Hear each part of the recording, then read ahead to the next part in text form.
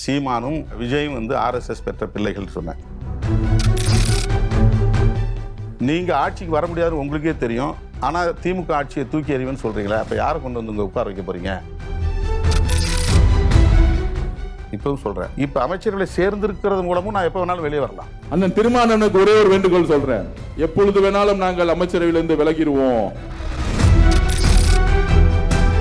பட்டில் இழைத்த பாரம்பரியம் விவாகா தெய்வீகப்பட்டு கலெக்ஷன்ஸ் தி சென்னை சில்க்ஸ். நீங்களாம் அங்கே போன பிறகு அவங்களோட எல்லா ஸ்பீச்சஸ்ல எல்லா அறிக்கையிலும் சரி பேசும் போது எங்களோட ஆதரவில் தான் இந்த ஆட்சி நடந்துகிட்டு இருக்குது, எங்க கூட்டணியில் இருந்தவங்க தான் அங்கே போறாங்க அப்படின்னு அவங்க பேசுறத நீங்க எப்படி புரிஞ்சுக்கிறீங்க பாக்குறீங்க? பாருங்க, அதாவது ரெண்டு விஷயம் இந்த பிரச்சனையை பார்க்கலாம்.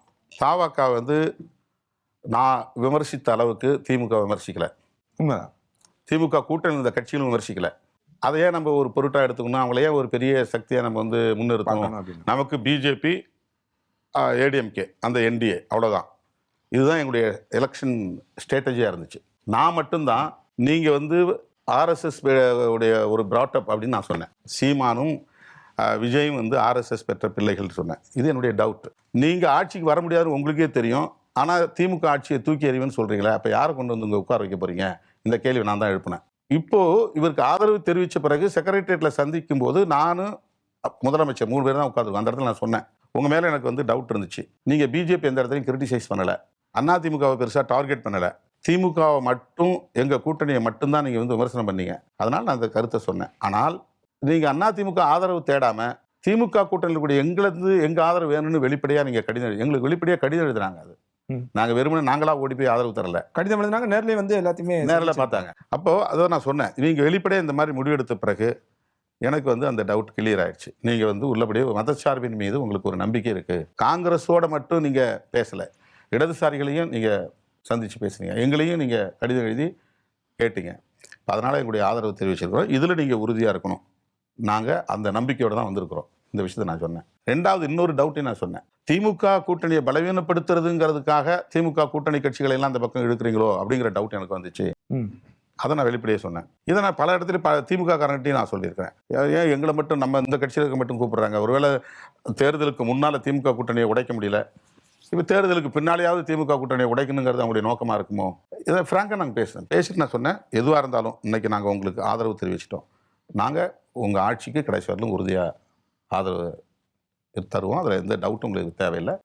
நீங்கள் விரும்பினதுனால அந்த அமைச்சரை நாங்கள் சேர்றோம்.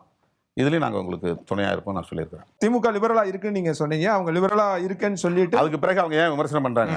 அது விமர்சனம் வரத்தான் செய்யும். இதில் நான் கருத்து சொல்கிறதுக்கு ஒன்றும் பண்ண முடியாது. ஏன்னா நான் என்ன சொல்ல வரேன்னா, அவங்க திருமாவளவன் நீங்கள் சப்போர்ட் பண்ணக்கூடாது அப்படின்னு சொல்லி நான் மீறி போனேன்னா, சப்போர்ட் மட்டும் பண்ணுங்க, அமைச்சர்களை சேராதீங்க அப்படின்னு அவங்க சொல்லலையே. அந்த மாதிரி ஒரு கருத்தும் வெளிப்படையாக பேசப்படல. சரி, சப்போர்ட் பண்ணுறதும் அமைச்சர்களை சேர்றதும் வேறு வேறா? பெரிய இடைவெளி இல்லை. நான் சொன்னேன் முதல்ல வேறுன்னு சொன்னேன், இப்பவும் சொல்கிறேன்.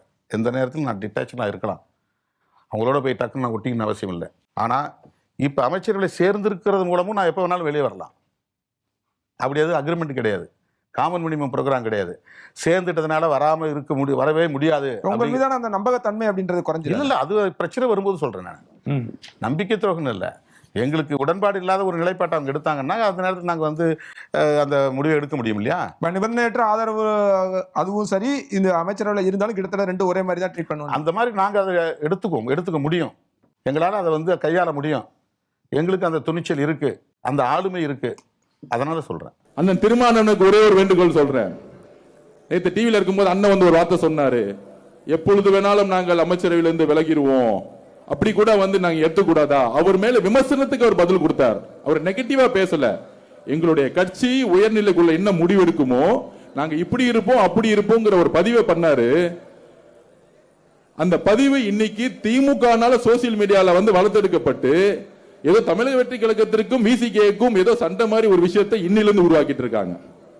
அண்ணன் திருமாவளவன் மதியானம் பேசின, நேத்து பேசின, அவர் சொன்ன வார்த்தை, விடுதலை சிறுத்தைகளால் எப்பொழுதும் தமிழக வெற்றி கழகத்துக்கு எந்த விதமான ஆபத்து வராது, எங்களுடைய ஆதரவு முழுமையாக இருக்கும்.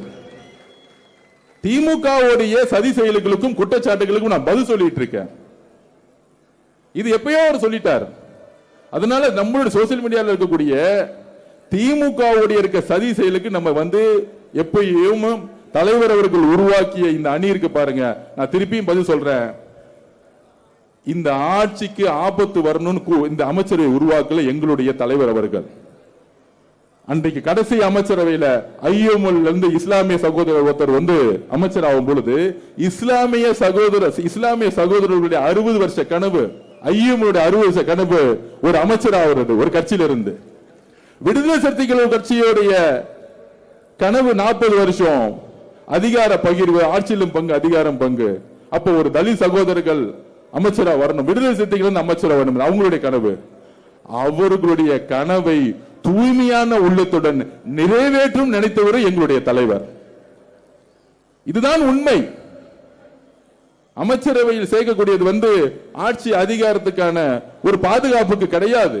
பட்டில் இழைத்த பாரம்பரியம். விவாகா தெய்வீகப்பட்டு கலெக்ஷன்ஸ், தி சென்னை சில்க்ஸ்.